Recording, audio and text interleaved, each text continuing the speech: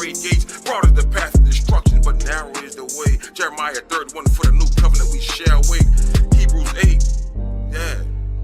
Hebrews 8, for the new covenant we shall wait. All praise to the Most High Yahweh Elohim. Praise Yah.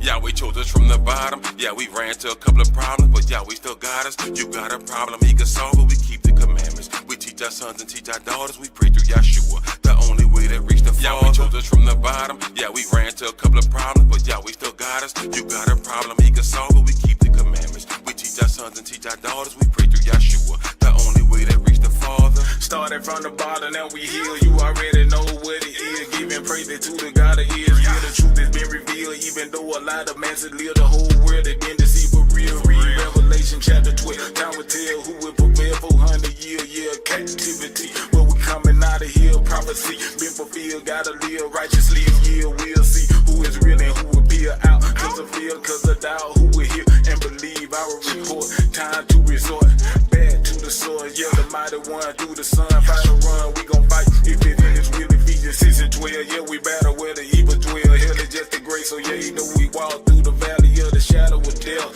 Who shall we feel? Come on. Cause salvation is near, even though it's a war going on. Gotta keep marching on. This is for my pills. Either have the ill heal. It's time to go home, for real. Yahweh chose us from the bottom. Yeah, we ran to a couple of problems, but Yahweh still got us. You got a problem, He can solve it. We keep the commandments. We teach our sons and teach our daughters. We pray through Yahshua, the only way to reach the Father. Yahweh chose us from the bottom. Yeah, we ran to a couple of problems, but Yahweh still got us. You got a problem, He can solve it. We keep the commandments. We teach our sons and teach our daughters. We pray through Yahshua, the only way to reach the Father.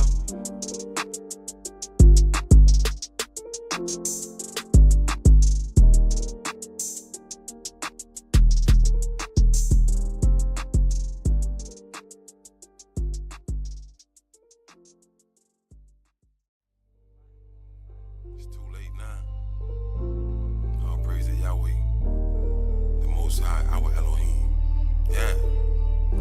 Yahweh chose us from the bottom. Yeah, we ran to a couple of problems, but Yahweh still got us. You got a problem, He can solve it. We keep the commandments. We teach our sons and teach our daughters. We pray through Yahshua, the only way to reach the Father. Yahweh chose us from the bottom. Yeah, we ran to a couple of problems, but Yahweh still got us. You got a problem, He can solve it. We keep the commandments. We teach our sons and teach our daughters. We pray through Yahshua, the only way to reach the Father. On a mission to snatch my people straight about that fire. On a mission to snatch the lamb out the mouth of a lion. If you notice he ain't in the fold, leave the 99. Just say that brother or sister somehow we left behind. Should I leave the 99 sheep to go back for the one? I mean, that's still 99 and that's more than some. Yahshua came for the lost sheep, let's get him young. He might be seeking a change like the prodigal son. Wise as a serpent, homeless as dove, that's how we played. Blocking these fiery arrows, strap on my shoulder faith. Many are called, few are chosen, what the scriptures say. Jeremiah 31:21, the ship's on the way, crossing the Jordan, still waters, we want no trouble that day. Matthew 7:13, enter through the straight gates. Broad is the path of destruction, but narrow is the way. Jeremiah 31, for the new covenant we shall wait.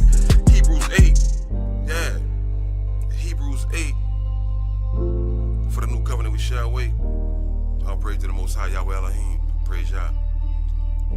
Yahweh chose us from the bottom. Yeah, we ran to a couple of problems, but Yahweh still got us. You got a problem, He can solve it. We keep the commandments. We teach our sons and teach our daughters. We pray through Yahshua, the only way to reach the Father. Yahweh chose us from the bottom. Yeah, we ran to a couple of problems, but Yahweh still got us. You got a problem, He can solve it. We keep the commandments. We teach our sons and teach our daughters. We pray through Yahshua, the only way to reach the Father. Started from the bottom, now we heal. You already know what it is. Giving praise to the God of Israel. The truth has been revealed, even though a lot of men live the whole world. They've been deceived for real. Read Revelation chapter 12. Time will tell who will prevail. 400 year captivity. But we coming out of here. Prophecy been fulfilled. Gotta live righteously. Yeah, we'll see who is real and who will be out. Cause of fear, cause of doubt. Who will hear and believe our report. Time to resort back to the sword. Yeah, the mighty one through the sun. Fight a run, we gon' fight. If it is real, Ephesians 6 and 12. Yeah, we battle where the evil dwell. Hell is just a grace. So yeah, you know we walk through the valley of the shadow of death. Who shall we feel? Come on. Cause salvation is near, even though it's a war going on. Gotta keep marching on. This is for my pills. Either have the ill heal. It's time to go home. For real. Yahweh chose us from the bottom. Yeah, we ran to a couple of problems, but Yahweh still got us. You got a problem, he can solve it. We keep the commandments. We teach our sons and teach our daughters. We pray through Yahshua, the only way to reach the Father. Yahweh chose us from the bottom. Yeah, we ran to a couple of problems, but Yahweh still got us. You got a problem, he can solve it. We keep the commandments. We teach our sons and teach our daughters. We pray through Yahshua, the only way to reach the Father.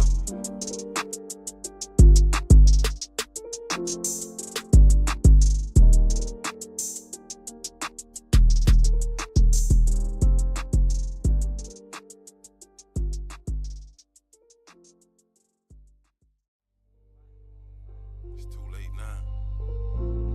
All praise to Yahweh, the Most High, our Elohim. Yeah.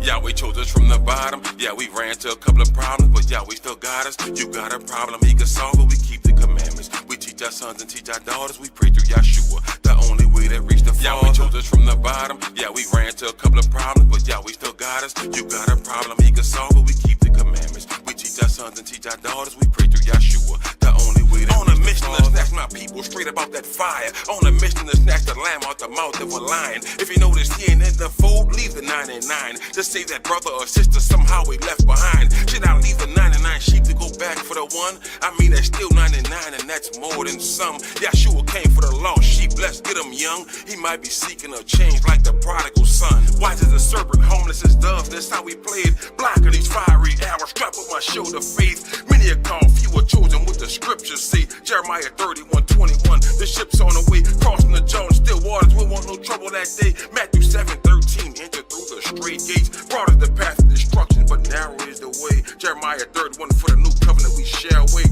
Hebrews 8, yeah.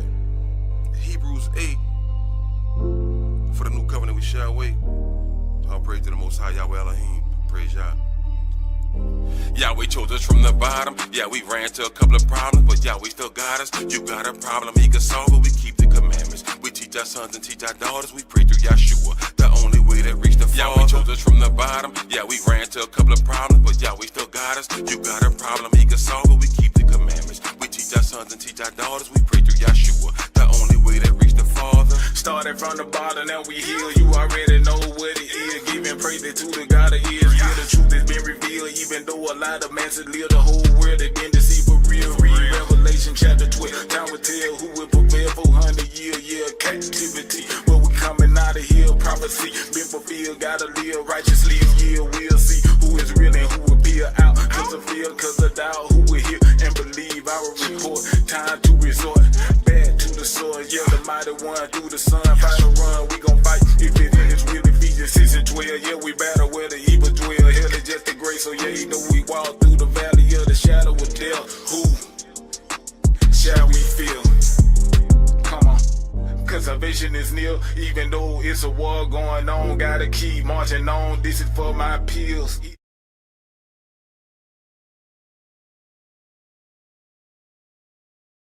$8,000 and $15,000. Shalom Facebook, Shalom YouTube, welcome to our history class. Tonight we are in 2 Samuel 19. But before we get started, does anyone have any questions? No questions? Okay, let's go ahead and get started. And again, we last time we were here, we read about Absalom, one of King David's son, tried to jack the kingdom from his father David, wound up getting killed. But in the last chapter, we see that David is mourning very heavily for his son Absalom because he died. So we're going to pick up the rest of the story here in 2 Samuel chapter 19. 2 Samuel chapter 19, verse 1. And it was told Joab, behold, the king weepeth and mourneth for Absalom. And the victory that day was turned into mourning unto all the people. For the people heard say that day how the king was grieved for his son. Mm-hmm. And the people gat them by stealth that day into the city, as people being ashamed still away when they flee in battle. Mm-hmm. But the king covered his face, and the king cried with a loud voice, O my son, Absalom, O Absalom, my son, my son. Mm-hmm. And Joab came into the house to the king and said, Thou hast shamed this day the faces of all thy servants, which this day have saved thy life and the lives of thy sons and of thy daughters and the lives of thy wives and the lives of thy concubines, in that thou lovest thine enemies and hatest thy friends. But thou hast declared this day that thou regardest neither princes nor servants. For this day I perceive that if Absalom had lived and all we had died this day, then it had pleased thee well. Now therefore arise, go forth, and speak comfortably unto thy servants. For I swear by Yahweh, if thou go not forth, there will not tarry one with thee this night, and that will be worse unto thee than all the evil that befell thee from thy youth until now. Then the king arose and sat in the gate, and they told unto all the people, saying, Behold, the king does sit in the gate. And all the people came before the king, for Israel had fled every man to his tent. And all the people were at strife throughout all the tribes of Israel, saying, The king saved us out of the hand of our enemies, and he delivered us out of the hand of the Philistines, and now he is fled out of the land for Absalom. And Absalom, whom we anointed over us, is dead in battle. Now therefore, why speak you not a word of bringing the king back? And King David sent to Zadok and to Abiathar the priest, saying, Speak unto the elders of Yehudah, saying, Why are you the last to bring the king back to his house, seeing the speech of all Israel is come to the king, even to his house?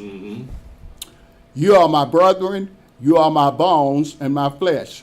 Why then are you the last to bring back the king? And say you to Amazah, Art thou not of my bone and of my flesh? Elohim do so to me, and more also, if thou be not captain of the host before me continually in the room of Joab. And he bowed the heart of all the men of Yehudah, even as the heart of one man, so that they sent this word unto the king, Return thou and all thy servants. So the king returned and came to Jordan, and Yehudah came to Gilgal to go to meet the king, to conduct the king over Jordan. And Shimei, the son of Jerah, a Benjamite, which was of Ahurim, hasted and came down with the men of Yehudah to meet King David. And there were 1,000 men of Benjamin with him, and Ziba, the servant of the house of Saul, and his 15 sons, and his 20 servants with him. And they went over Jordan before the king. And there went over a ferry boat to carry over the king's household, and to do what he thought good. And Shimei, the son of Jerah, fell down before the king as he was come over Jordan, and said unto the king, Let not my master impute iniquity unto me, neither do thou remember that which thy servant did perversely the day that my master the king went out of Jerusalem, that the king should take it to his heart. For thy servant does know that I have sinned. Therefore, behold, I am come the first this day of all the house of Joseph to go down to meet my master the king. But Abishai, the son of Zeruiah, answered and said, Shall not Shimei be put to death for this, because he cursed Yahweh's anointed? And David said, What have I to do with you, you sons of Zeruiah, that you should this day be adversaries unto me? Shall there any man be put to death this day in Israel? But do not I know that I am this day king over Israel? Sorry about this, y'all.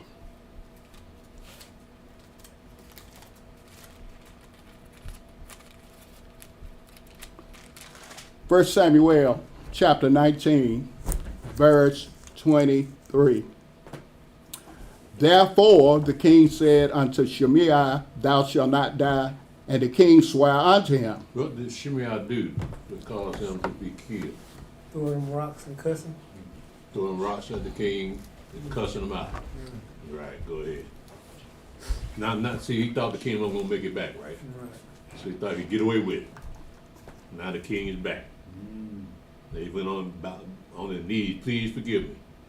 I know what I'm doing. You merciful? Let me slide this time. Knowing that David's a killer, right? And his mighty men, they want to get him so bad, so you cussed out the anointed, you supposed to die. Right? So you see how sensitive it was back in the day that if you cuss out a king, you supposed to die. And he's an anointed one too. He would even do that to King Saul. Exactly. Right? And you gonna throw rocks at him and cuss him out? We gonna see. Go ahead, Steph. 2 Samuel chapter 19, verse 24. And Mephibosheth, the son of Saul, came down to meet the king, and had neither dressed his feet, nor trimmed his beard, nor washed his clothes, from the day the king departed until the day he came again in peace. And it came to pass, when he was come to Jerusalem to meet the king, that the king said unto him, Wherefore wentest not thou with me, Mephibosheth? And he answered, My master, O king, my servant deceived me. But thy servant said, I will saddle me an ass, that I may ride thereon, and go to the king, because thy servant is lame. And he has slandered thy servant unto my master the king. But my master the king is as an angel of Elohim. Do therefore what is good in thine eyes. For all of my father's house were but dead before my master the king. Yet didst thou send thy servant among them that did eat at thine own table. What right therefore have I yet to cry any more unto the king? And the king said unto him, Why speakest thou any more of thy matters? I have said, Thou and Ziba divide the land. And Mephibosheth said unto the king, Yea, let him take all, for as much as my master the king is come again in peace unto his own house. This is a palace intrigue. Because we got Ziba sabotaging a relationship with David and Mephibosheth. And so Mephibosheth said, don't even worry about it no more. Just let him have everything.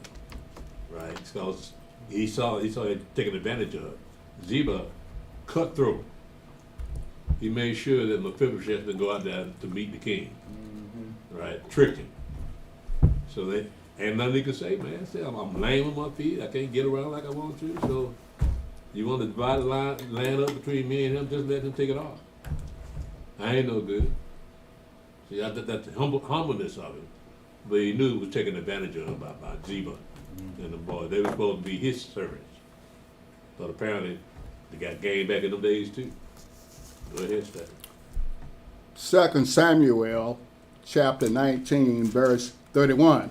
And Barzillai the Gileadite came down from Rogelim and went over Jordan with the king to conduct him over Jordan. Now Barzillai was a very aged man, even 80 years old, and he had provided the king of substance while he lay at Mahanaim, for he was a very great man. And the king said unto Barzillai, Come thou over with me, and I will feed thee with me in Jerusalem.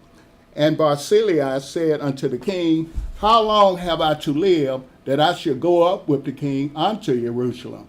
I am this day 80 years old, and cannot discern between good and evil.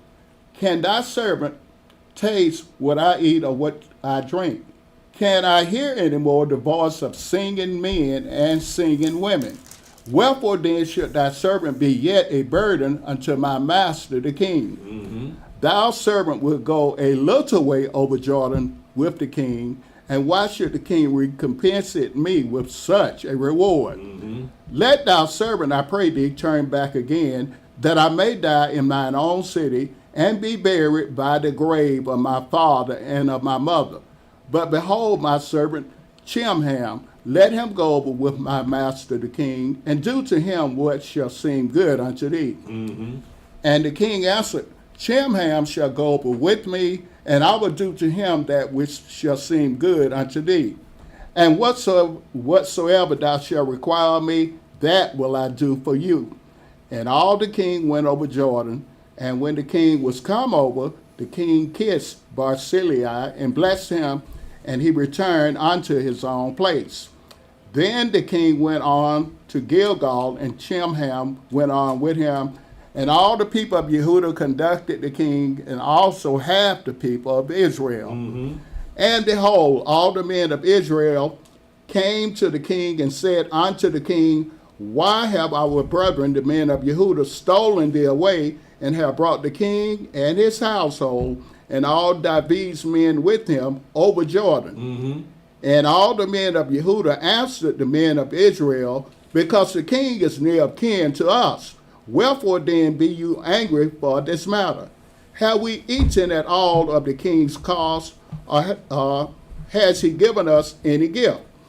And the men of Israel answered the men of Yehudah and said, we have 10 parts in the king, and we have also more right in David than you. Why then did you despise us, that our advice should not be first had in bringing back our king? And the words of the men of Yehudah were fiercer than the words of the men of Israel. Can you imagine what that's like for people to fight over you? You got the whole nation fighting over you. Man. He belong to us. No, he belong to us. But this man is very, very special. You never seen anybody treated like this. Excuse me, David. He's fighting over David as to who should bring him back home. That's a very popular brother. But then they already knew that Yahweh was with David. And then up until this point, the man been fighting and ain't got a scratch on him, so they want to hang around him. Because they don't want no scratches on them. All right, so they fighting over this man. Go ahead, man. I find that amazing. Go ahead. For 2 Samuel chapter 20, verse 1. And there happened to be there a man of Belial, whose name was Sheba, the son of Bichri, a Benjamite, and he blew a trumpet and said, we have no part in David, neither have we inheritance in the son of Jesse. Every man to his tents, O Israel. So every man of Israel went up from after David and followed Sheba, the son of Bichri. But the men of Yehudah clave unto their king from Jordan even to Jerusalem. And David came to his house at Jerusalem, and the king took the 10 women, his concubines, whom he had left to keep the house, and put them in ward and fed them, but went not in unto them. So they were shut up unto the day of their death, living in widowhood. Then said the king to Amazah, assemble me the men of Yehudah within 3 days, and be thou here present. So Amazah went to assemble the men of Yehudah, but he tarried longer than the set time which he had appointed him. And David said to Abishai, now shall Sheba the son of Bichri do us more harm than did Absalom. Take thou thy master's servants and pursue after him, lest he get him fenced cities and escape us. And there went out after him Joab's men and the Cherethites and the Pelethites and all the mighty men, and they went out of Jerusalem to pursue after Sheba the son of Bichri. Now, who are the Pelethites and Cherethites? Those are like the bodyguards, stuff, right? Bodyguards, stuff, right? They're bodyguard, but where they come from? Who are the Pelethites and Cherethites? Those are the Gibeonites, ain't they? They come from the Gibeonites, don't they? No. These are actually Philistines. And they have been in captivity under David. They became his bodyguard, like you said. He was his bodyguard. Yeah. Go ahead, Brother Stephen. 2 Samuel chapter 20, verse 8. When they were at the great stone, which is in Gibeon, Amazah went before them, and Joab's garment that he had put on was girded unto him, and upon it a girdle with a sword fastened upon his loins in the sheath thereof. And as he went forth, it fell out. And Joab said to Amazah, art thou in health, my brother? And Joab took Amazah by the beard with the right hand to kiss him. But Amazah took no heed to the sword that was in Joab's hand, So he smote him therewith in the fifth rib, and shed out his bowels to the ground, and struck him not again, and he died. So Joab and Abishai his brother pursued after Sheba the son of Bichri. And one of Joab's men stood by him and said, He that favoreth Joab, and he that is for David, let him go after Joab. And Amasa wallowed in blood in the midst of the highway. And when the man saw that all the people stood still, he removed Amasa out of the highway into the field and cast a cloth upon him, when he saw that every one that came by him stood still. Why did Joab kill him? Jealousy. His brother. Well, let's see. Let's go back to chapter 19 and verse 13. He says, And say you to Amasa, Art thou not of my bone and of my flesh? Elohim do so to me, and more also, if thou be not captain of the host before me continually in the room of Joab. So Joab must have heard about that. So he made sure he didn't have no competition. Yeah. But you know, even though we don't recognize cousins, but Amasa still Joab's family. They brothers were sisters. So you're like, why would you know, he just out of jealousy, whatever going on in Joab's head, he killed his own family just for position. You know what I mean? Like, Yeah. Just, you know, no sense. Joab, man, and his brothers, yeah, now he didn't like him, but he was useful. But them sons of Zeruiah, they always got on his nerve, man. He was said, why are you here? Why you want to kill everybody? They want to kill Saul, want to kill everybody, Shimei, and so y'all wearing me out. Yeah, so, but yeah, there was some rough boys right there. Go ahead, Brother Stephen. 2 Samuel chapter 20, verse 13. When he was removed out of the highway, all the people went on after Joab to pursue after Sheba the son of Bichri. And he went through all the tribes of Israel unto Abel and to Beth Maachah and all the Beerites, and they were gathered together and went also after him. And they came and besieged him in Abel, Beth Maachah, and they cast up a bank against the city, and it stood in the trench. And all the people that were with Joab battered the wall to throw it down. Then cried a wise woman out of the city, Hear, say, I pray you, unto Joab, Come near hither, that I may speak with thee. And when he was come near unto her, the woman said, Art thou Joab? And he answered, I am he. Then she said unto him, Hear the words of thine handmaid. And he answered, I do hear. Then she spake, saying, They were wont to speak in old times, saying, They shall surely ask counsel at Abel, and so they ended the matter. I am one of them that are peaceable and faithful in Israel. Thou seekest to destroy a city and a mother in Israel. Why wilt thou swallow up the inheritance of Yahweh? And Joab answered and said, Far be it from me that I should swallow up or destroy. The matter is not so, but a man of Mount Ephraim, Sheba the son of Bichri by name, have lifted up his hand against the king, even against David.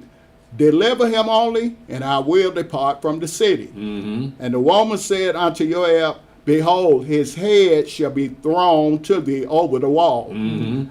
Then the woman went unto all the people in her wisdom, and they cut off the head of Sheba the son of Bichri, and cast it out to Joab. And he blew a trumpet, and they retired from the city, every man to his tent. And Joab returned to Jerusalem unto the king. It wasn't an issue. Joab came up there. They know about Joab. And they know Joab will wipe out a city. And they made a bargain with him, say, well, look, let's talk. All right, why are you here? I'm looking just for just one man. Let me have it, and I'll leave y'all alone. They said, okay, no problem. Throw his head over the wall. I mean, we can read more about that as we continue to read about back in these days and times, but it don't matter how long you've been knowing these people, they still turn you in.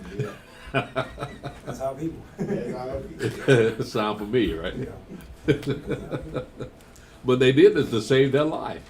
Because they heard about Joab, man. And they didn't want Joab tearing up the place. So one man, a whole city. One man had to go. Sorry, but I know you came up here to hide. But you're a liability now. Yes, so we got to get you up out of here. They didn't give him a chance to walk out. Just cut his head off. Go ahead, Brother Stephen.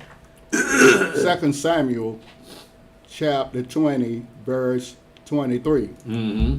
Now Joab was over all the host of Israel, and Benaiah the son of Jehoiada was over the Cherethites and over the Pelethites, and Adoram was over the tribute, and Jehoshaphat the son of Ahilud was recorder, and Sheba was scribe, and Zadok and Abiathar were the priests, and Ira also the Yairite was a chief ruler about David. Now, look at the positions of authority or power with David.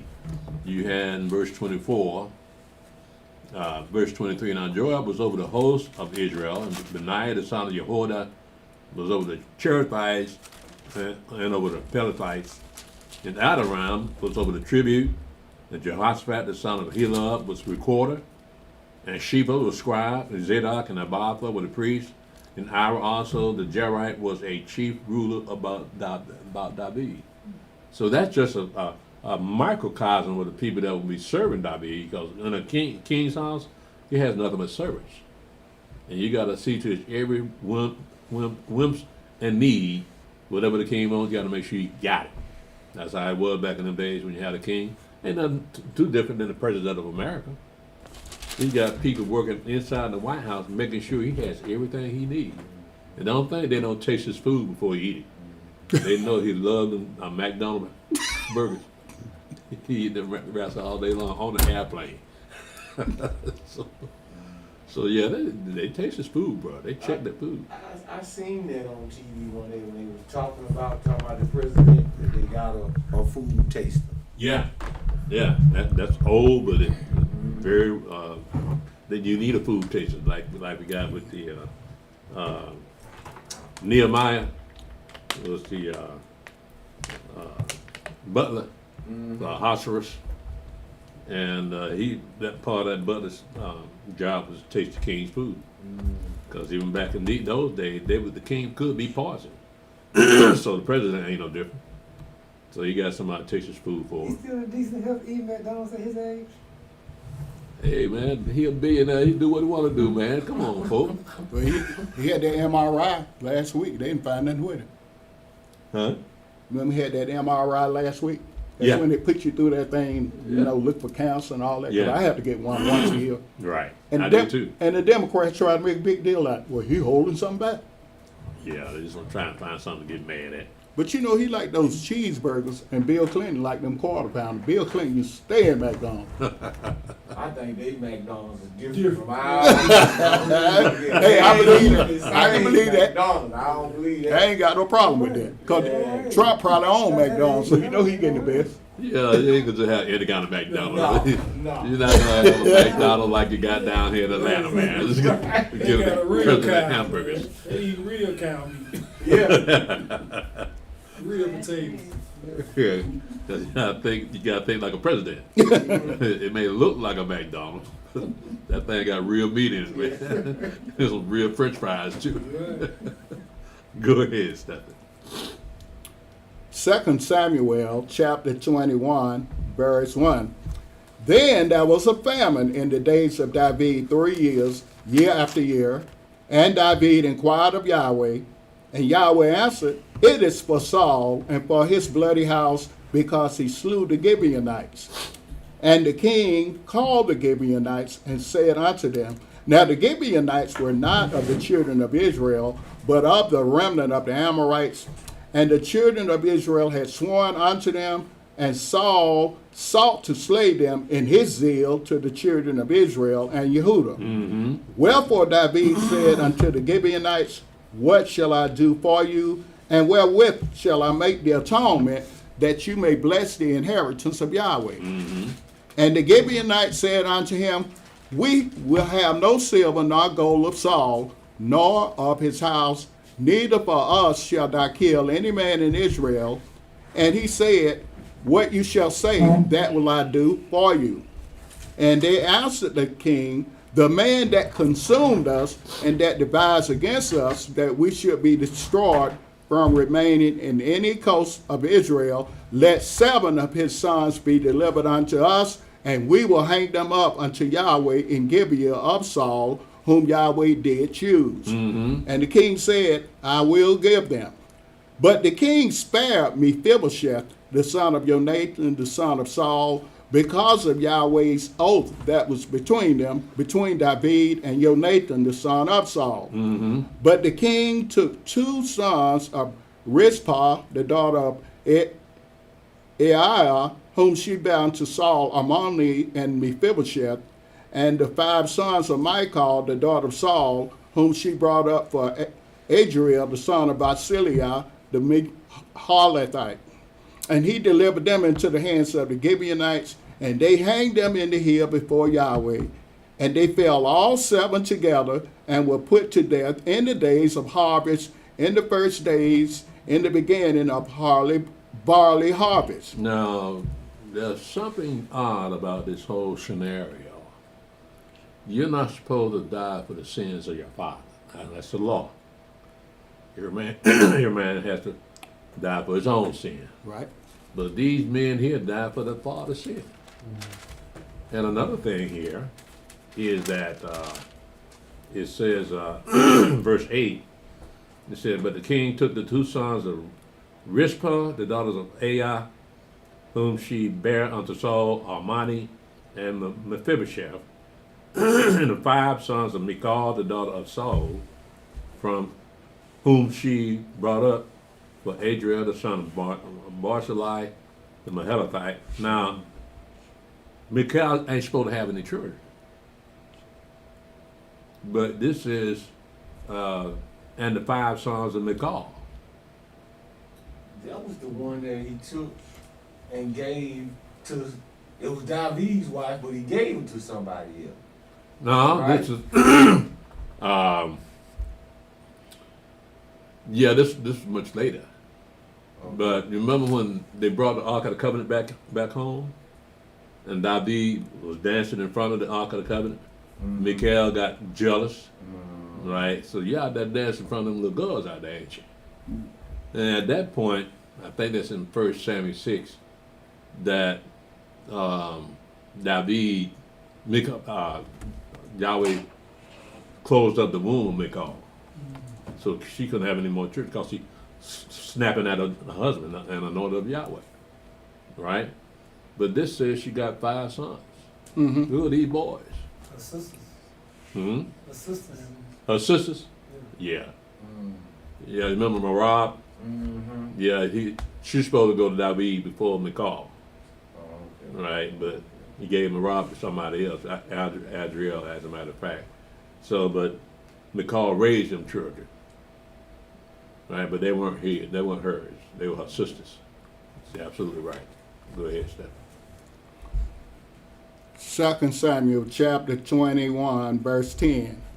And Rizpah, the daughter of Aiah, took sackcloth and spread it for her upon the rock, from the beginning of harvest until water dropped upon them out of heaven, and suffered neither the birds of the air to rest on them by day, nor the beasts of the field by night. And it was told David what Rizpah, the daughter of Aiah, the concubine of Saul, had done. And David went and took the bones of Saul and the bones of Jonathan his son from the men of Jabesh Gilead, which had stolen them from the streets of Bethshan, where the Philistines had hanged them, when the Philistines had slain Saul in Gilboa. And he brought up from thence the bones of Saul and the bones of Jonathan his son, and they gathered the bones of them that were hanged. Now, you notice something here in verse 12. It says, and David went and took the bones of Saul and the bones of Jonathan, his son, from the men of Jabesh Gilead, which had stolen them from the street of Bashan, where the Philistine had hanged them. Then when the Philistine had slain Saul in Gilboa. Well, the Amalekite said he killed Saul. Right? So how is that it said that the Philistine killed Saul? I believe Saul fell on his own sword, didn't he? Mm-hmm. Yeah. Just to keep the Philistines from disrespecting his body. Yeah. Yeah, but they laid it to the Philistines, though. Mm-hmm. Go ahead, man. 2 Samuel chapter 21, verse 14. Mm-hmm. And the bones of Saul and Jonathan his son buried they in the country of Benjamin and Zelah in the sepulchre of Kish his father. And they performed all that the king commanded, and after that Elohim was entreated for the land. So if these boys hadn't died, they would have faced a famine. So we can't put the law on them that the son should not die for the sins of the father. This is more of a sacrifice to entreat Yahweh to take away the famine. The only way that sacrifice that Yahweh recognized is the sons of Saul, because what Saul had done to the Gibeonites. So it's more like a sacrifice. In other words, if you want that famine to stop, give them the lives of them boys. Now them boys, they didn't know what was going on. All of a sudden somebody come and grab them and hung them. So it was cold-blooded back in the day. When you look right at it, man, them boys taken from their families and hung because of the actions of their father. But none going to atone for that sin but the life of his own boys. So Gideon, because Saul broke the covenant that the Gibeonites had made with Joshua. Mm-hmm. Right? Nobody's supposed to touch them. Joshua's supposed to kill all the Canaanites over there in Canaan land. But the Gibeonites tricked him, so now they were the servants of the children of Israel, hewers of wood and drawers of water. But Saul broke that covenant. Mm-hmm. So that means it's going to take a little bit more than apology. So that law that says that the son should not suffer for the sins of the father, that was overwritten by the sacrifice of these boys for the sins of their father. Because you can't kill Saul again. Mm-hmm. Right? So somebody got to pay for this. You boys, I hope y'all got some children, but y'all got to go. Yeah. Go ahead, Brother Stephen.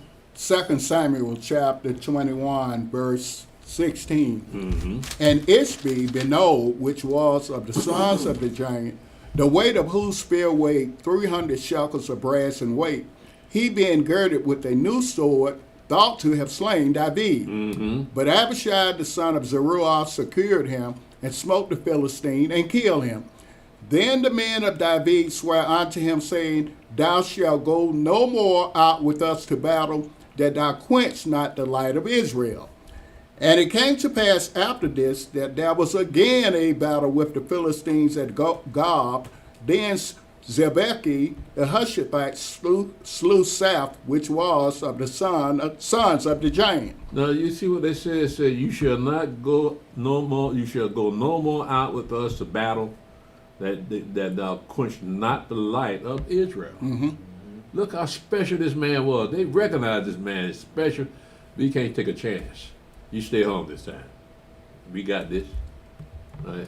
Because you're the light of Israel. We know Yahweh with you, man. That's the whole point. They knew Yahweh was with it. They could look at him and tell. So no, you stay back. We got this. We your mighty men. They ain't gonna touch the light of Israel. So you are evidence that Yahweh exists and does communicate with man. Go ahead, Steve. You know, with Trump, it ain't so. He got the Democrats with him and some people in his party don't like. Well, yeah. That's tough there. Well, that's palace intrigue again. Yeah. Yeah, so yeah, you're gonna have your backstabbers and all kinds of betrayers in the administration, but that comes with the territory. Mm-hmm. Yeah, you can't stop people from hating you and want to do something to you and smile in your face at the same time. Mm-hmm. Yeah. Go ahead, man. I couldn't be president or nothing, man. I couldn't even be like Moshe. That's just too much stress. Yeah. But then when you look at Biden, it's about the same way. Them Democrats weren't doing nothing but using it. Yeah, They didn't think much of it. well, yeah, Biden, they just used, you right, they used Biden because they know Biden wasn't 100%. So all you gotta do is just show up and just make a speech and don't mess up too bad. Don't mess up too bad. You know, and make sure somebody tell you which way to go once you get through stalking. You got to come and grab it. Yeah, they had to grab him, man. Remember when Obama grabbed him? Yeah. Walked him off the stage? That was dirty. I know. That was low down where Obama And- did and that, man. Hunter didn't like that either. Yeah. Yeah. But what you gonna do? Leave him out there? Leave him Well, out there. yeah, because you know he don't know where to go now. He might walk right off the stage, the front of the stage, won't he? That's right. That's happened before. He had tripped over things, man. So, you remember when he first got in office, he tried to run up them steps of that airplane? Fell about 4 or 5 times, man. He fell, and then he looked back and did that. Yeah. I thought I Like died. nothing happened, man. Come on, man. You this before the whole world. Now it's on television. That's on video. Everybody on earth done saw that. So you can't. And then that wasn't all the time. So this guy all through his administration, he falling off a bicycle. He fell down the stairs. So they knew that it was obvious this man was not supposed to be in office. It wasn't good physical health or mental health, man. But they wanted to keep Trump out of office, so they fixed the gate. But you know what? I saw him when he was younger, when he was a senator, 1979. Man, he was tough on them people coming across the border. Yeah. He really changed that thing real quick then. Right. I mean, man, he was a dog. He said, don't nobody have no business invading our coast without our permission. Well, you look at Hillary, she was doing the same thing. Bill, yeah, and even Obama. All talking that same game. But when Trump actually do something about it, now they got an issue. Yeah, Obama he was tough on those people. He sent, I read something, he sent 350,000 people back where they came Well, from. they ain't gonna ever talk about that. No. They talk about Trump, what he doing. It's just pure TDS. Yeah, it's hatred. You know what TDS mean, right? TDS. When you see people nut up about Trump and just go crazy, The Trump deranged syndrome. Trump derangement syndrome. Okay, I got you. Yeah. I got you. They nut slam up. Just speaking the name, they go crazy. Yeah, black people. Yeah, No, it was white folks more than white folks and black people. yeah. When they hear that name, it's like they turn from Jekyll to Hyde. It's a whole total change, man. They can be talking real smooth, calm, not upset about nothing, but say Trump name and see what they do. His own. They had a video of this woman doing Thanksgiving, and the camera just on her. She's trying to have a Thanksgiving meal, and the rest of the family is pissed off at Trump. And they're just raising hell at the Thanksgiving dinner, and she's trying to eat. so she couldn't hardly eat because they hate him so much. And so that was their Thanksgiving. So you want to run a Thanksgiving dinner? Bring Trump name up. Christmas dinner, New Year dinner, bring a name up. People would they wanted to sit down. What happened? You brought Trump name up, man. You ain't supposed to bring that up around certain folk. So, but these are the times we're living in. Now we see how easy people can be persuaded to believe anything that the media tell them. So the media keep pushing that thing. Trump ain't no good. Trump is a Hitler. He's a Mark. He hate black people, right? And black people believe it.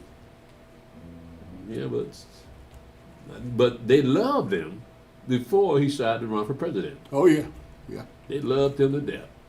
Even went on The View. Ruby Goldberg hugged him. Yeah, like I told you, Baruch had a little documentary where Trump used to lend black people money. Yeah. He used to lend them money, Uh-huh. and they were nice about it, come and pay him back. Give him a check. He tore it up. Yeah. Yeah. Sent a plane over to South Africa to pick up Nelson Mandela out of jail. Oh, okay. Yeah. Nelson Mandela. Then he helped Mike Tyson out with his career. Al I Sharpton. think he had been to jail. Yeah, Al Sharpton. Al Sharpton. So all these black people that he helped, now they're turned against him. See, he a racist now. He hate women. But this is all orchestrated by people that actually hate him, but the people that might be out in the streets raging hell about him, they don't know they're being used. They are being used by people that got another agenda. Because you see what Trump doing now up in Minneapolis? They found out people have been defrauding the government of billions of dollars, right? So he's trying to clean that mess up. So they said, well, I'm sending my boys up there, get you Somalians up out of here. And they raising hell about that, but Trump don't give a damn. Yeah. That's what people don't understand. Trump don't care. Right. All he's doing is what he was voted for to do. And I'll tell you something else. When they did the poll to see if he's still popular, he is still popular. He is still popular. They like what he's doing. All right, so they can't understand, the news station can't understand, how come he's still popular? People see past their nonsense. People on TV is a bunch of lies and nonsense nowadays. Yeah, I mean, come on You got now. so many people nowadays screaming fake news other than Trump. There's so many people screaming it now. Well, they begin to find out what he was saying was right. That's fake news, right? And only people that believe fake news is black people and them sodomites. So yeah, ain't nothing you can do about that. That's who tell them what to think and who to love or who to hate. That means they don't have a brain in their mind at all. But you know, Elder, we had about pretty close to 20% of the voters among our people vote for Trump, right? That's a record. And you had them sodomites, they vote for Trump. And I saw where they question them people. They say, we don't necessarily like Trump, but them last 4 years, we don't want that in there. Yeah, they say, we don't like him, but we ain't going back there. Well, yeah, some of them got some common sense, man. Yeah. Yeah. Go ahead, man. 2 Samuel chapter 21, verse 19. And there was again a battle in God with the Philistines, where Elhanan, the son of Yair, Origim, a Bethlehemite, slew the brother of Goliath the Gittite, the staff of whose spear was like a weaver's beam. And there was yet a battle in Gath, where was a man of great stature, that had on every hand 6 fingers, and on every foot 6 toes, 24 in number, and he also was born to the giant. And when he defied Israel, Jonathan, the son of Shemiah, the brother of David, slew him. These 4 were born to the giant in Gath, and fell by the hand of David and by the hand of his servants. So they had a race of giants back in them days. Yeah, one giant had 6 fingers on one hand and 6 toes on the other. I mean, what? Yeah. 10 toes. 11 toes? 11? 12 toes total. 12, yeah. 12 toes total. Oh, yeah, 6 toes. Right. It was 24 in all. Wasn't it? That was a huge rascal. You got that much hand, and got that many toes on your feet, and they still killed him. These are David's mighty men here, man. So they do what David would have done. So now you take back David, we got this. You know how we work, and it worked. Remember when they were fighting against Saul, and not fighting, trying to get away from Saul, right? And he was down there in the hole, and he said that, I wish I had me some of that water in Bethlehem, right? Three of his men heard him. And he just took off running. He didn't tell them to go nowhere. He just took off running and ran through the Philistines, grabbed the water, and ran back and didn't spill a drop. See, that's where we come from. We don't care. They didn't care. That's David asking for some water. He gonna get that water that day. Then David poured it out on the ground. You didn't drink it. Yeah. Well, okay. We'll think next time. We'll ask you next time. Want some water. We ran through all the people, could have been killed. Then this drop of not one drop, and you poured it out. I mean, we appreciate the sentiment, but we'll be more careful next time. Go ahead, Stephen. 2 Samuel chapter 22, verse 1. And David spake unto Yahweh the words of this song in the day that Yahweh had delivered him out of the hand of all his enemies and out of the hand of Saul. And he said, Yahweh is my rock and my fortress and my deliverer, the Elohim of my rock. In him will I trust. He is my shield and the horn of my salvation, my high tower and my refuge, my Savior. Thou savest me from violence. I will call on Yahweh, who is worthy to be praised, so shall I be saved from mine enemies. When the waves of death compassed me, the floods of ungodly men made me afraid, the sorrows of hell compassed me about, the snares of death prevented me. In my distress I called upon Yahweh and cried to my Elohim. And he did hear my voice out of his temple, and my cry did enter into his ears. Then the earth shook and trembled, the foundations of heaven moved and shook, because he was wroth. There went up a smoke out of his nostrils, and fire out of his mouth devoured. Coals were kindled by it. He bowed the heavens also, and came down, and darkness was under his feet. And he rode upon a cherub, and did fly, and he was seen upon the wings of the wind. And he made darkness pavilions round about him, dark waters and thick clouds of the skies. Through brightness before him were coals of fire kindled. Yahweh thundered from heaven, and the Most High uttered his voice. And he sent out arrows and scattered them, lightning and discomfited them. And the channels of the sea appeared, the foundations of the world were discovered at the rebuking of Yahweh, at the blast of the breath of his nostrils. He sent from above, he took me, he drew me out of many waters. He delivered me from my strong enemy and from them that hated me, for they were too strong for me. They prevented me in the day of my calamity, but Yahweh was my stay.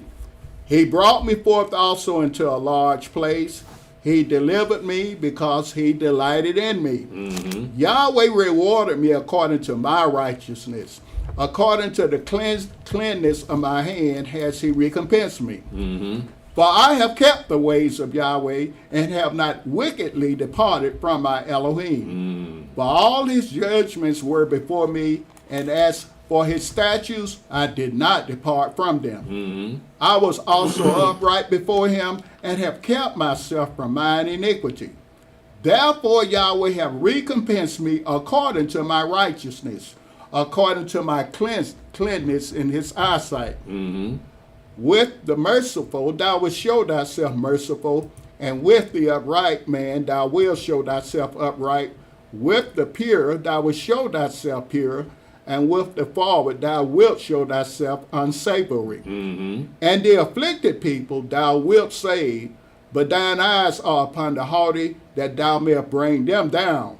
For thou art my lamp, O Yahweh, and Yahweh will lighten my darkness. For by thee I have run through a troop. By my Elohim have I leaped over a wall. As for Elohim, his way is perfect. The word of Yahweh is tried.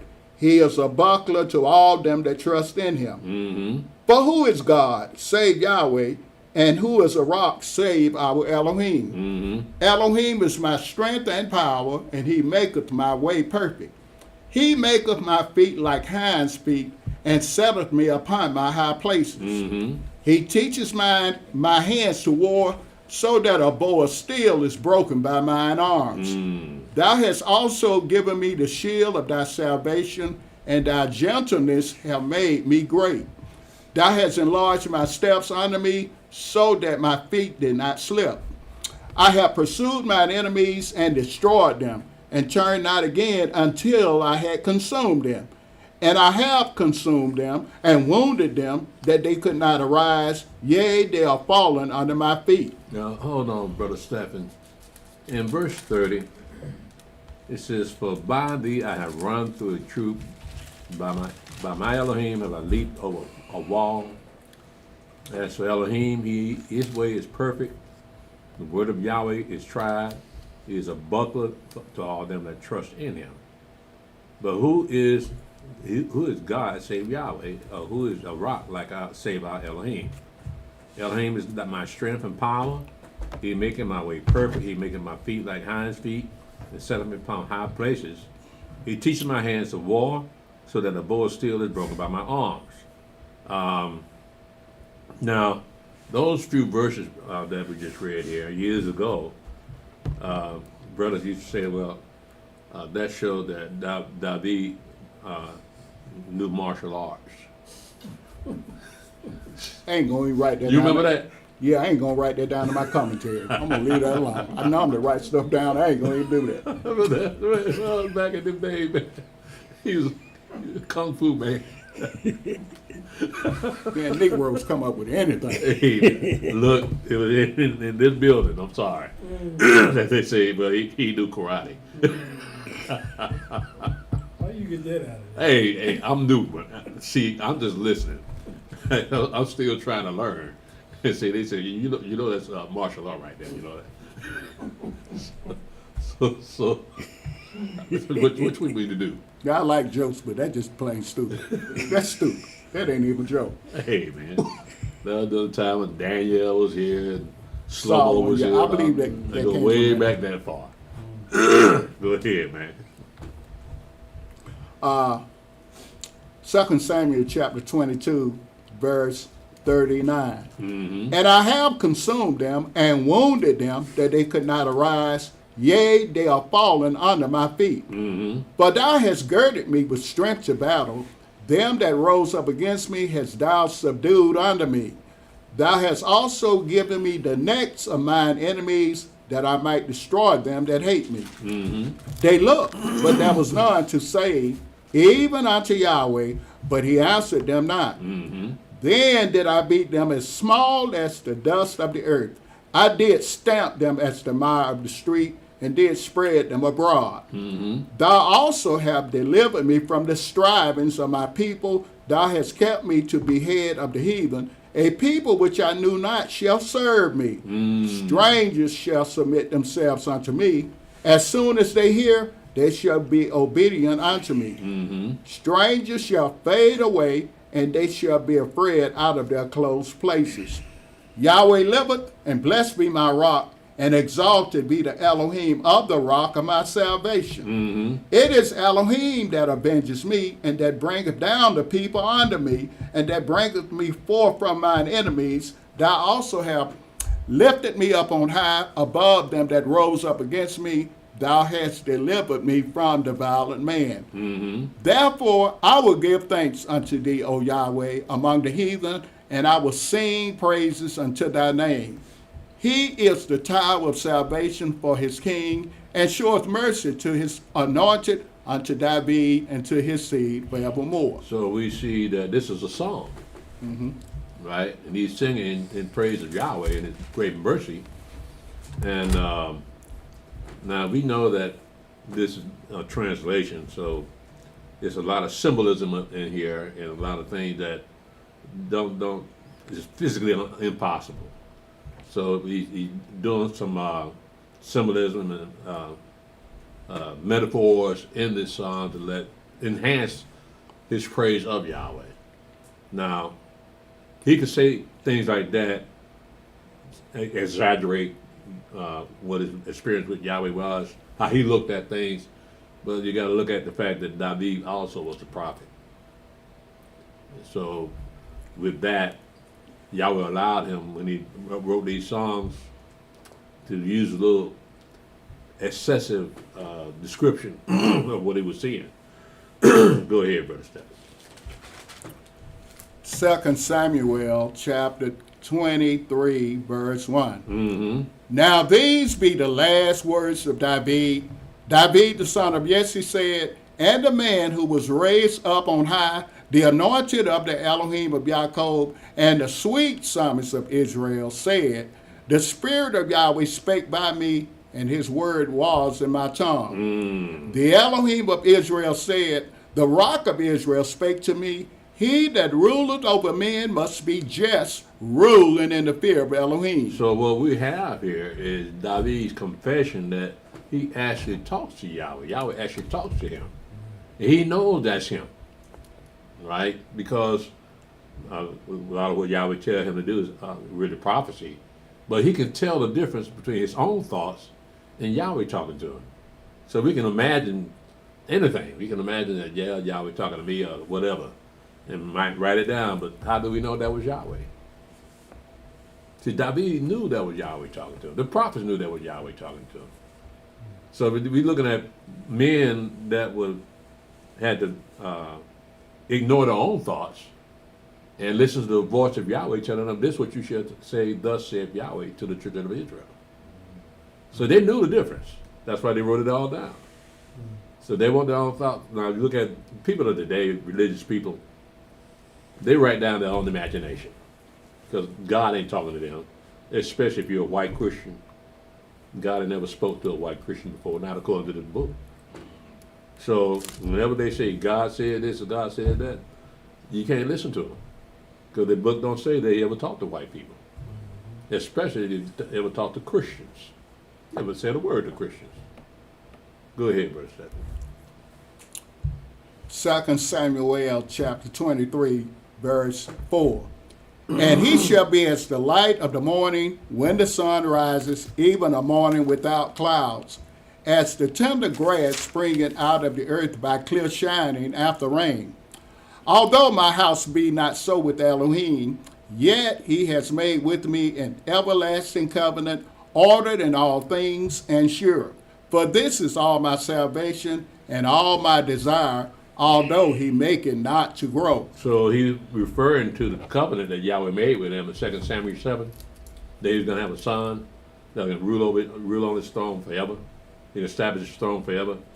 He says, even when David prayed unto Yahweh about it, he said, this is a long time to come.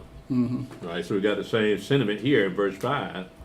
He says, although my house it be not so with Elohim, yet he hath made with me an everlasting covenant, ordered in all things and sure. For this is all my salvation and all my desire, although he make it not to grow. So he knew that that son that was promised wouldn't be of the son they'd already had. This is going to be another son, 1,000 years later. Go ahead, Brother Stephen. 2 Samuel chapter 23, I'm going to read 5 again.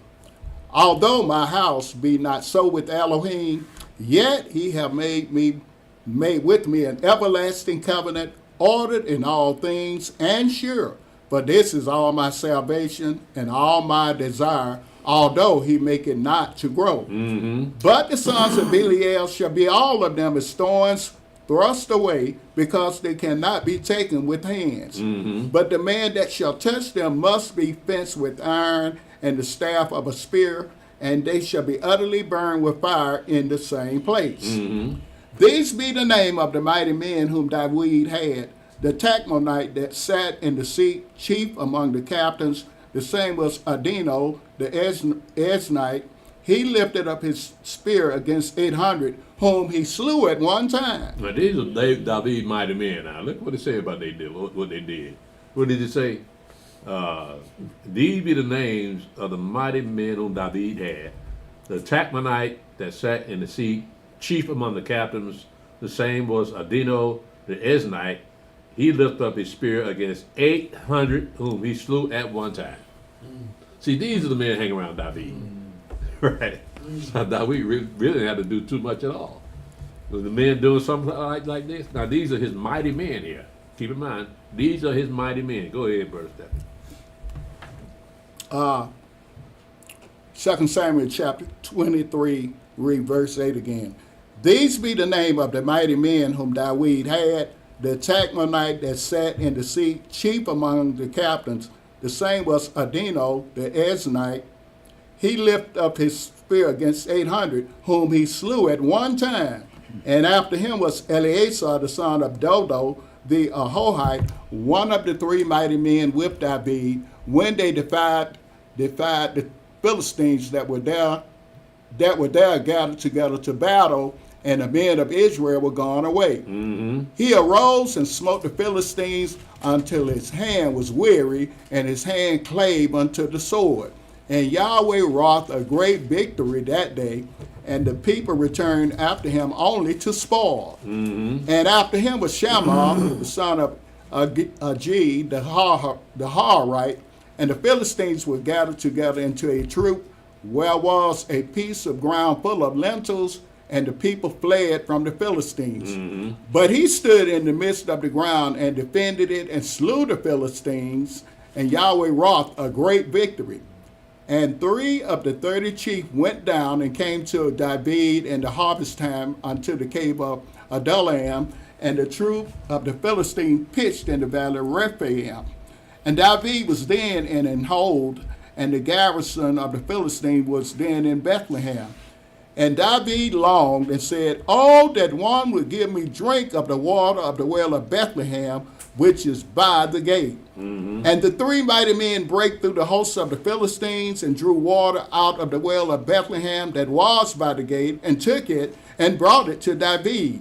Nevertheless, he would not drink thereof, but poured it out unto Yahweh. And he said, "Be it far from me, O Yahweh, that I should do this. Is not this the blood of the men that went in jeopardy of their lives?" Therefore he would not drink it. These things did these 3 mighty men. Yeah, I'm pretty sure it's just, really? Really? You're not going to drink it now? Sweat pouring off the forehead, out of breath, poured out on the ground. Yeah, go ahead, Stephen. 2 Samuel chapter 23, verse 18. And Abishai, the brother of Joab, the son of Zeruiah, was chief among 3, and he lifted up his spear against 300 and slew them, and had the name among 3. Was he not most honorable of 3? Therefore he was their captain, howbeit he attained not unto the first 3. And Benaiah, the son of Jehoiada, the son of a valiant man of Kabzeel, who had done many mighty acts, he slew 2 lion-like men of Moab. He went down also and slew a lion in the midst of a pit in time of snow. And he slew an Egyptian, a goodly man, and the Egyptian had a spear in his hand. But he went down to him with a staff and plucked the spear out of the Egyptian's hand and slew him with his own spear. These things did Benaiah, the son of Jehoiada, and had the name among 3 mighty men. He was more honorable than the 30, but he attained not to the first 3. And David set him over his guard. Now, Brother Stephen, let's drop down to verse 34. Now, see, all the rest of these people are just his mighty men, but they're just named. But I want to get down to verse 34 because there's some particular names that we're going to read here that are very pertinent to the telling of this whole story. And they're part of David's mighty men. Go ahead, Brother Stephen. Pick it up at verse, let's see here. Verse 34. Okay. Eliphalet, the son of Abishai, Ahasbai, the son of the Maacathite, Eliam, the son of Ahithophel, the Jalonite. Now, hold on a second right there. Y'all remember Ahithophel? Right, that's who Absalom relied on to tell him what need to be done, right? Right. Now, Eliam is Bathsheba's daddy. Eliam. So we got the father, Bathsheba, and Ahithophel is his father. So we got, and they're part of David's mighty men.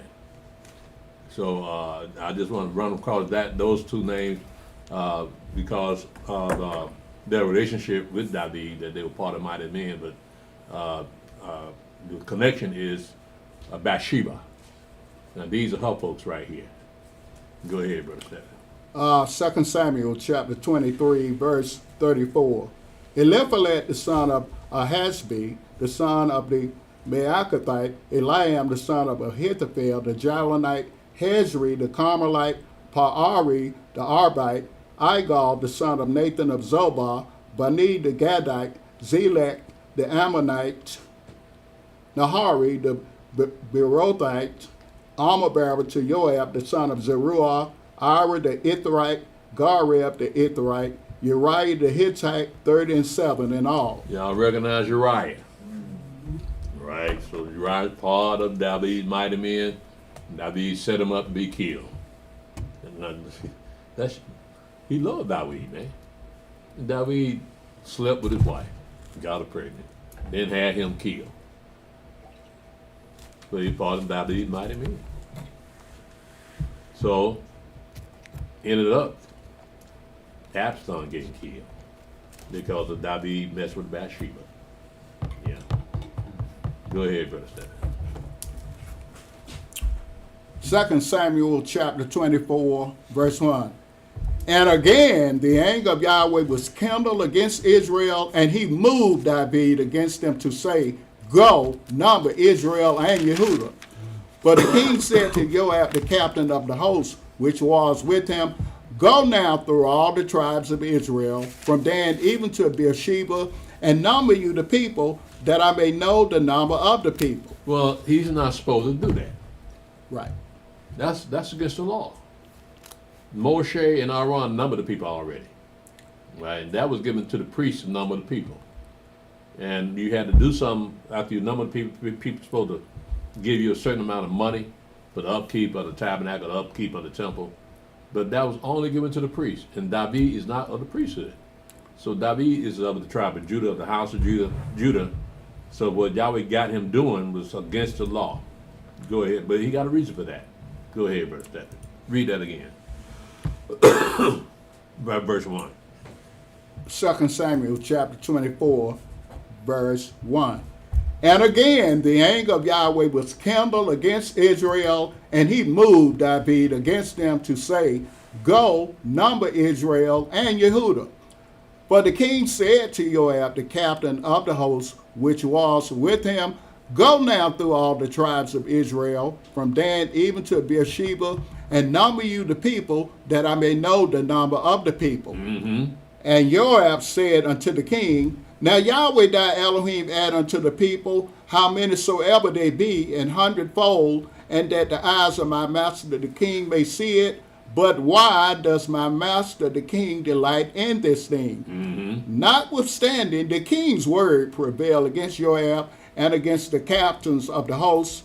And Joab and the captains of the hosts went out from the presence of the king to number the people of Israel. Mm-hmm. And they passed over Jordan and pitched in Aroer on the right side of the city that lieth in the midst of the river of Gad and of Jazer. Then they came to Gilead and to the land of Tatim Hatshi, and they came to Dan Yayan and about to Zidon, and came to the stronghold of Tyre and to all the cities of the Hivites and of the Canaanites, and they went out to the south of Yehudah, even to Beersheba. So when they had gone through all the land, they came to Jerusalem at the end of 9 months and 20 days. And Joab gave up the sum of the number of the people unto the king, and there were in Israel 800,000 valiant men that drew the sword, and the men of Yehudah were 500,000 men. And David's heart smote him after that he had numbered the people. And David said unto Yahweh, I have sinned greatly in that I have done, and now I beseech thee, O Yahweh, take away the iniquity of thy servant, for I have done very foolishly. Mm-hmm. But when David was up in the morning, the word of Yahweh came unto the prophet Gad, David's seer, saying, Go and say unto David, Thus saith Yahweh, I offer thee 3 things, choose thee one of them, that I may do it unto thee. Mm-hmm. So Gad came to David and told him, and said unto him, shall 7 years of famine come unto thee in thy land? Or wilt thou flee 3 months before thine enemies while they pursue thee? Or that there be 3 days pestilence in thy land? Now advise and see what answer I shall return to him that sent me. And David said unto Gad, I am in a great strait. Let us fall now into the hand of Yahweh, for his mercies are great, and let me not fall into the hand of man. Now remember, Yahweh is angry with the men of Israel. Right? So he's telling David, go and number the men for me. And David, not knowing didn't understand what he was doing, did it anyway. And Joab tried to warn him, you ain't supposed to be doing this. Right? And so when he comes to his senses, say, I have done foolishly. So look at the punishment that Yahweh said he's going to do to David.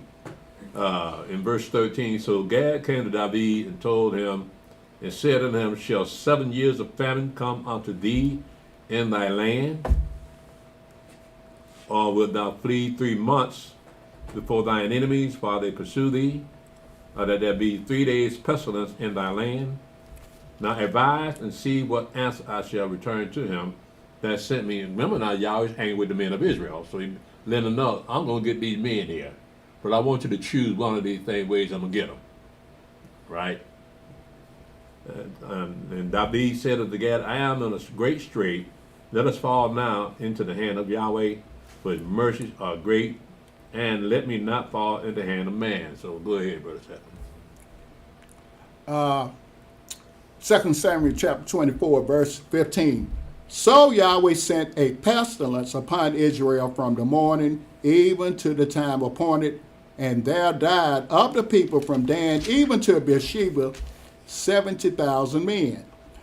And when the angel stretched out his hand upon Jerusalem to destroy it, Yahweh repented him of the evil and said to the angel that destroyed the people, it is enough, stay now thine hand. And the angel of Yahweh was by the threshing place of Araunah the Jebusite. And David spake unto Yahweh when he saw the angel that smote the people, and said, Lo, I have sinned, and I have done wickedly, but these sheep, what have they done? Let thine hand, I pray thee, be against me and against my father's house. So David doesn't even know. Why are you killing off all these people?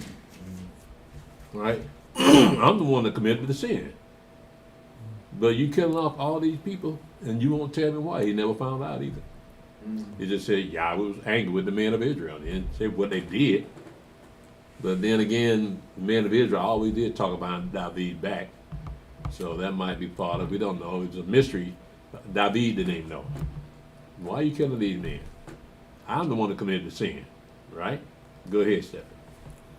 2 Samuel chapter 24, verse 18. And Gad came that day to David and said unto him, Go up, rear an altar unto Yahweh in the threshing floor of Araunah the Jebusite. And David, according to the saying of Gad, went up as Yahweh commanded. And Araunah looked and saw the king and his servants coming on toward him. And Araunah went out and bowed himself before the king on his face upon the ground. And Araunah said, Why is my master the king come to his servant? And David said, To buy the threshing floor of thee, to build an altar unto Yahweh, that the plague may be stayed from the people. And Araunah said unto David, Let my master the king take and offer up what seemeth good unto him. Behold, here be oxen for burnt sacrifice, and threshing instruments, and other instruments of oxen for wood. All these things did Araunah, as a king, give unto the king. And Araunah said unto the king, Yahweh thy Elohim accept thee. And the king said unto Araunah, Nay, but I will surely buy it of thee at a price. Neither will I offer burnt offerings unto Yahweh my Elohim of that which does cost me nothing. So David bought the threshing floor and the oxen for 50 shekels of silver. And David built there an altar unto Yahweh, and offered burnt offerings and peace offerings. So Yahweh was entreated for the land, and the plague was stayed from Israel. Now, my question is this. Didn't Yahweh tell Moshe and Joshua to kill off all them Canaanites when they went to the land? Well, why are they still here? You look at verse 5 in that chapter. It says, and they passed over Jordan and pitched in Aurora on the right side of the city that lieth in the midst of the river, Gad, and toward Jazer. Then they came to Gilead, to the land of Tatim Hachi, and they came to Dan Yan, and about to Zidon, and they came to the stronghold of Tyre, and to all the cities of the Hivites, and of the Canaanites, and they went out to the south of Judah, even to Beersheba. So when they had gone through all the land, they came to Jerusalem at the end of 9 months and 20 days. Then you go up in here in verse 18, you got, and it says, and Gad came that day to David and said unto him, go up and rear an altar unto Yahweh in the threshing floor of Aruna the Jebusite. What are they still doing in the land? He's supposed to have killed them off a long time ago. Oh, yeah. And they still hanging around. Well, where else they gonna go? So they can't. That's the only land they know. So I imagine the people of Israel just let them come on back. You know, they ain't gonna hurt nobody. But he got rid of the Philistines, though, right? That we. Not right now. Yeah. Okay. All right. As a matter of fact, in the next chapter. That's right, because the land had peace when Solomon came in. There you go. Yeah, I got you. There you go. Yeah. So they have no issue with the Philistines. In fact, they kind of disappeared after Shalom. Yeah. There was. Yeah. You say that was absorbed in other people. Something I like believe so. Okay. Now, when you go up into, for instance, Zephaniah, Zephaniah mentions the Philistines. It mentions Gaza and Ekron, cities of the Philistines, but that was right before Nebuchadnezzar and the Babylonians came along and took over the whole world. So after after 70 years, you didn't hear about the Philistines much at all. Now, then you heard of the Amorites and the Egyptians, but a lot of these people that our father had contention with, you didn't hear about them no more. So, like I said, we don't know whatever happened to the Philistines. They might have been absorbed. They may have. They had a group of people called the Sea Peoples, and they were named the Phoenicians. Mm-hmm. And so they were a combination of the Philistines and I forgot what other group, but they were Phoenicians, and they did speak Paleo Hebrew. Were they those people of Tyre or something? Were they part of them people? But the Phoenicians, Yeah. I think it's a combination of the Philistines and the Canaanites. Oh, okay. Yeah, because you remember the Philistines' land was right on the coast of the Mediterranean. Okay. So they would have access to the seas, and the Phoenicians were known for great seamanship. And and you also look at when Shlomo was building the temple, he went up to Hiram to make a deal with him. So if you, he said, I know you men know how to deal with lumber, right? Lumber. And so they made boats to go down and get gold of gold for her. So I'm trying to figure out where was this located. It had to be on the coast of the Mediterranean for them to go build them boats to go down to get some gold, the gold of Ophir. Mm-hmm. So I'm looking at that point, they would be called the Phoenicians. Go ahead, Brother Stephen. So now, one more thing here. You notice that Gad told David to build an altar there, where he bought the threshing floor. We already got an altar at the tabernacle. Mm-hmm. So why is Yahweh allowed? There's a lot of question about the relationship between Yahweh and David, because David could do the things a priest could do, but when Saul tried to do it, he got in trouble. So he allowed David to build that altar, that burnt offering altar there, because that would be the future home of the temple. that Shlomo was supposed to build. So we're looking at, what does it say?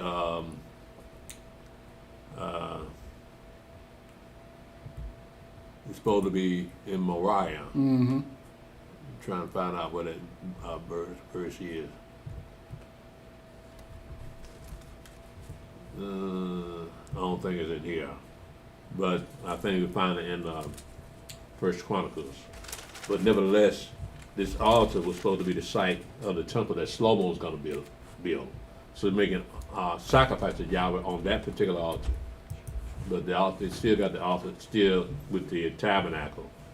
So only David could be commanded to make another altar. He's a prophet. Yeah.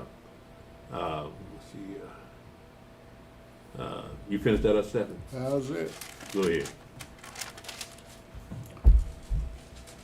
1 Kings chapter 1, verse 1. Now King David was old and stricken in years, and they covered him with clothes, but he gat no heat. Mm-hmm. Wherefore his servant said unto him, Let there be sought for my master the king a young virgin, and let her stand before the king, and let her cherish him, and let her lie in thy bosom, that my master the king may get heat. So they sought for a fair damsel throughout all the coast of Israel, and found Abishag a Shunammite, and brought her to the king. And the damsel was very fair, and cherished the king, and ministered to him, but the king knew her not. Now, this would be a scandal today. Yeah, this is a young girl, virgin, and they're taking her to an old man to keep him warm. Right? So to keep him warm, he got to warm himself up for that young girl. Now, if Trump did that, somebody brought a young girl to Trump, they impeach him right away. They can impeach him anyway, just to have something good to impeach him on. But they'll impeach him, they'll scandalize his name. Trump got a young girl up there, he having sex with her, just like Epstein did. But this was normal fare back in these days. For the king to get warm, yeah, they didn't have a problem. And plus, what are they going to expect from his wife? Bathsheba. She's old too, so she can't give him no heat. But the young girl here, with a name like Abishag, hey. Well, she didn't give him any heat, did she? Well, she tried. That's She right. tried. That's right. Yeah, but David just wasn't having it. It ain't like it used to be. So I know you're fine, girl, but yeah, I'm just not feeling it. Go ahead, Stephen. Probably hurt her feeling too then. Well, I mean, if she's his concubine, then she's part of the household of David. Go ahead. You start over. 1 Kings chapter 1, verse 1. Now King David was old and stricken in years, and they covered him with clothes, but he got no heat. Mm-hmm. Wherefore his servant said unto him, Let there be sought for my master the king a young virgin, and let her stand before the king, and let her cherish him, and let her lie in thy bosom, that my master the king may get heat. Mm-hmm. So they sought for a fair damsel throughout all the coast of Israel, and found Abishag a Shunammite, and brought her to the king. And the damsel was very fair, and cherished the king, and ministered to him, but the king knew her not. Then Adoniah, the son of Haggith, exalted himself, saying, I will be king. And he prepared him chariots and horsemen, and 50 men to run before him. Mm-hmm. And his father had not displeased him at any time in saying, Why hast thou done so? And he also was a very goodly man, and his mother bare him after Absalom. And he conferred with Joab the son of Zeruiah, and with Abiathar the priest, and they following Adoniah helped him. But Zadok the priest, and Benaiah the son of Jehoiada, and Nathan the prophet, and Shimei and Rei, and the mighty men which belonged to David were not with Adoniah. And Adoniah slew sheep and oxen and fat cattle by the stone of Zahelath, which is by Enrogel, and called all his brethren, the king's sons, and all the men of Yehuda, the king's servants. But Nathan the prophet, and Benaiah, and the mighty men, and Shlomo his brother, he called not. Wherefore Nathan spake unto Bathsheba, the mother of Shlomo, saying, Hast thou not heard that Adonai the son of Haggith does reign, and David our master knoweth it not? Now therefore come, let me, I pray thee, give thee counsel, that thou mayest save thine own life and the life of thy son Shlomo. Go and get thee in unto King David, and say unto him, Didst not thou, my master, O king, swear unto thy handmaid, saying, Assuredly Shlomo thy son shall reign after me, and he shall sit upon my throne. Why then does Adonijah reign? Behold, while thou yet talkest there with the king, I also will come in after thee, and confirm thy words. And Bathsheba went in unto the king into the chamber, and the king was very old, and Abishag the Shunammite ministered unto the king. Mm-hmm. Now, you know, I ain't never thought about that. She went in and saw this concubine with him. I wonder what she thought about that. It wasn't a big deal. She's an old girl now, Yeah, right? I mean, yeah, what can she do? 1 King chapter That's hard-hearted, bro. I'm sorry, bro, but she old just like he is, man. She can't do nothing for him. She said, it used to be me then. Yeah. So, I used to look like that. Go ahead, man. Better hold than me. 1 Kings chapter 1, I went in chapter 1, I read 15 again. And Bathsheba went in unto the king into the chamber, and the king was very old, and Abishag the Shunammite ministered unto the king. Mm-hmm. And Bathsheba bowed and did obeisance unto the king, and the king said, What wouldest thou?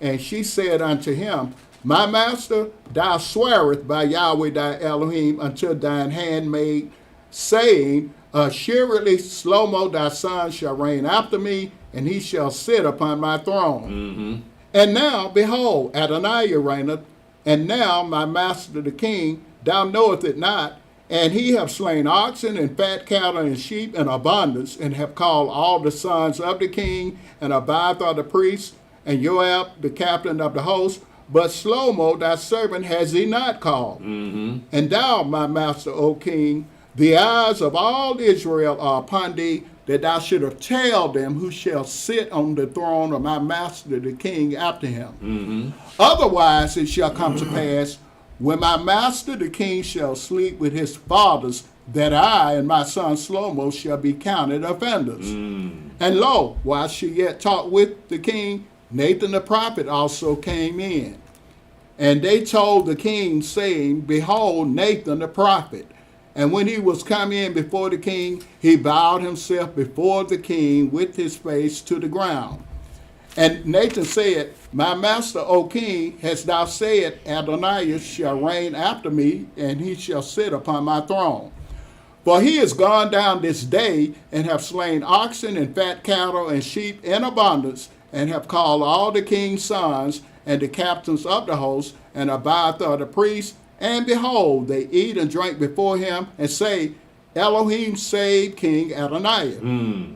But me, even me thy servant, and Zadok the priest, and Benaiah the son of Jehoiada, and thy servant Shlomo has he not called. Mm-hmm. Is this thing done by my master the king, and thou hast not showed it unto thy servant, who should sit on the throne of my master the king after him? Mm-hmm. Then King David answered and said, Call me, Bathsheba. And she came into the king's presence and stood before the king. And the king swore and said, As Yahweh liveth, that have redeemed my soul out of all distress, even as I swear unto thee by Yahweh Elohim of Israel, saying, Assuredly Shlomo thy son shall reign after me, and he shall sit upon my throne in my stead. Even so will I certainly do this day. Mm-hmm. Then Bathsheba bowed with her face to the earth and did reverence to the king and said, Let my master King David live forever. And King David said, Call me Zadok the priest and Nathan the prophet and Benaiah the son of Jehoiada. And they came before the king. Now, did you notice something here in that verse 31? It said, then Bathsheba bowed with her head, face to the ground and did reference to King and said, let my master, King David, live forever. Mm-hmm. Yeah, I kind of saw that. You saw that? Mhm. Yeah. I just noticed. Go ahead. She must have known something, huh? Yeah, man, it take a while. 1 Kings chapter 1, I read 32 again. And King David said, call me Zadok the priest, and Nathan the prophet, and Benaiah the son of Jehoiada, and they came before the king. The king also said unto them, take with you the servants of your master, and cause Shlomo my son to ride upon mine own mule, and bring him down to Jihon, and let Zadok the priest and Nathan the prophet anoint him their king over Israel, and blow you with the trumpet, and say, Elohim save King Shlomo. Mm-hmm. Then you shall come up after him, that he may come and sit upon my throne, for he shall be king in my stead, and I have appointed him to be ruler over Israel and over Yehuda. Mm-hmm. And Benaiah the son of Jehoiada answered the king and said, Amen.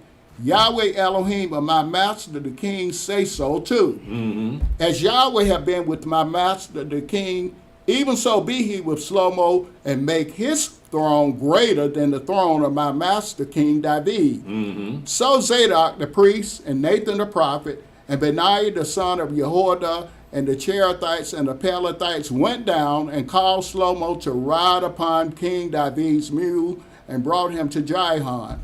And Zadok the priest took an horn of oil out of the tabernacle and anointed Shlomo. And they blew the trumpet, and all the people said, Elohim save King Shlomo. And all the people came up after him, and the people piped with pipes and rejoiced with great joy, so that the earth rent with the sound of them. Mm-hmm. And Adoniah and all the guests that were with him heard it, as they had made an end of eating. And when Joab heard the sound of the trumpet, he said, Wherefore is the noise of the city being in an uproar? And while he yet spake, behold, Jonathan the son of Abiathar the priest came, and Adoniah said unto him, Come in, for thou art a valiant man, and bringeth good tidings. And Jonathan answered and said to Adoniah, Verily our master King David have made Shlomo king. Mm. And the king hath sent with him Zadok the priest, and Nathan the prophet, and Benaiah the son of Jehoiada, and the Cherethites and the Pelethites, and they have caused him to ride upon the king's mule. And Zadok the priest and Nathan the prophet have anointed him king in Jihon, and they are come up from thence rejoicing, so that the city reigned again. Mm-hmm. This is the noise that you have heard. And also Shlomo sitteth on the throne of the kingdom. Mm-hmm. And moreover, the king's servants came to bless our master King David, saying, Elohim make the name of Shlomo better than thy name, and make his throne greater than thy throne. And the king bowed himself upon the bed. Mm-hmm. And also thus said the king, Blessed be Yahweh Elohim of Israel, which hath given one to sit on my throne this day, mine eyes even seeing it. And all the guests that were with Adoniah were afraid, and rose up, and went every man his way. Mm-hmm. And Adoniah feared because of Shlomo, and arose, and went, and caught hold on the horns of the altar. Mm-hmm. And it was told Shlomo, saying, Behold, Adoniah feareth King Shlomo, for lo, he hath caught hold on the horns of the altar, saying, Let King Shlomo swear unto me today that he will not slay his servant with the sword. Mm-hmm. And Shlomo said, If he will show himself a worthy man, that shall not a hair of him fall to the earth, but if wickedness shall be found in him, he shall die. So King Shlomo sent, and they brought him down from the altar. And he came and bowed himself to King Shlomo. And Shlomo said unto him, Go to thine house. You know, this is half brother, right? Mm-hmm. Look how he talking to him. And that's his older brother. By law, Adonai was supposed to get the throne because his oldest son. But Yahweh chose Shlomo himself, and so now he's resumed the throne. I'm going to stop right here and open the floor for questions. Does anyone have any questions before we dismiss? Noel, this is something high. He had two sons. Mm-hmm. One was the wisest man in secular things, and the other one was the wisest man in spiritual things. It's somehow way Yahweh set that thing up. Yeah, With well- Slow-Mo and the Mashiach. Yeah. But like you said, I read your commentary. Slow-Mo never did call Yahweh Father. Nowhere in the book did he. No. Never did call him Father. That's strange. Well, David didn't he? But David acknowledged he always praised Yahweh in the Psalms and everything, right? Yeah, I know. Yeah. Yeah. Let's see, let's check on chat.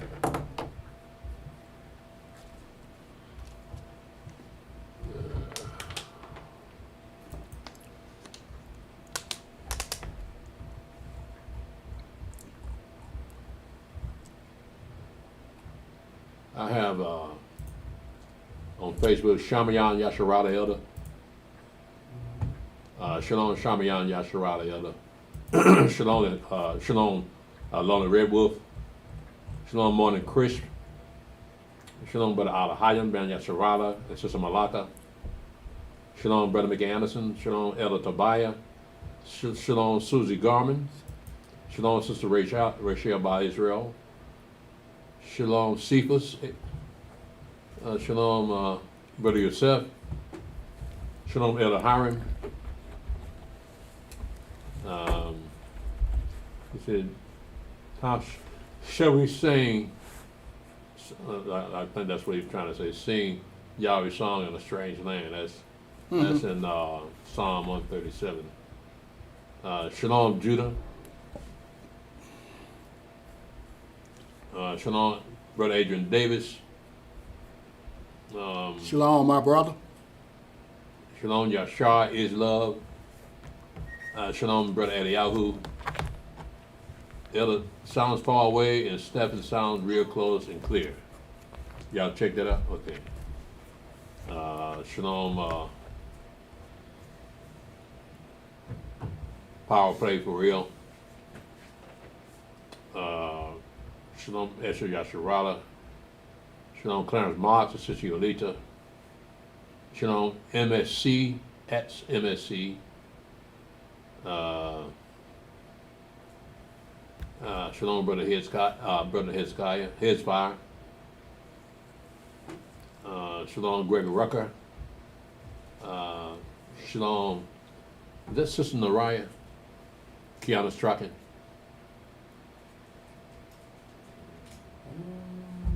Elder Tobiah's wife. Her name Nariah. Hmm. Her name is Nariah. Yeah, but slave name. Oh, I think that's her.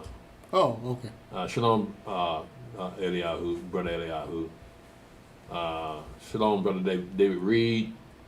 Shalom Jimmy O'Moore. Shalom Julius Brown. Shalom Melinda Curry. Shalom Elwin. Shalom Brother Derry Walker. David's Mighty Man were awesome. Yeah, absolutely, man. Shalom Claudia McCrae. Shalom Brother Benaiah. Shalom Kevin Burtz. Shalom Brother Ala Hayam. Ben Yasharada. Shalom Ankit Ka. That name sounds familiar. I think that guy, I talked to him, I think he's from London. He's an African from London. Wow. Yeah. Shalom Hezbollah. King David said he have not set the vain persons, neither will he go in with dissemblers. But he sure had some killers, warriors around him, though. So, yeah. What kind of warrior you want? So, you gonna have the best, man. Yeah, I imagine wherever they came, what other part of the Church of Israel they came from, they were the best out of that tribe. And so they became part of that David's mighty men. They just love the hell out of him, man. They want to be with him. So, yeah, he would have the best. So you're right about that, Brother Head. They were killers. But again, they're warriors. They're supposed to kill people. That's their job. Shalom, Brother Hodiah. I don't have anything after Hodiah. That's it. Okay, well, I'm gonna go ahead and shut it down. Facebook, YouTube, I'll give you 5 seconds to put something up here before I close it out. 5, 4, 3, 2, 1. All right. Thank you, Facebook. Thank you, YouTube. Thank you for your comments. And I hope this particular history class was edifying unto you. That you join us on next Thursday, next Tuesday night at 8 o'clock. In the meantime, our sisters class are back up on this 5th day, which is Thursday at 8 o'clock. And lastly, we'll have our Sabbath service. So again, thank you for joining us. Yahweh bless you and keep you.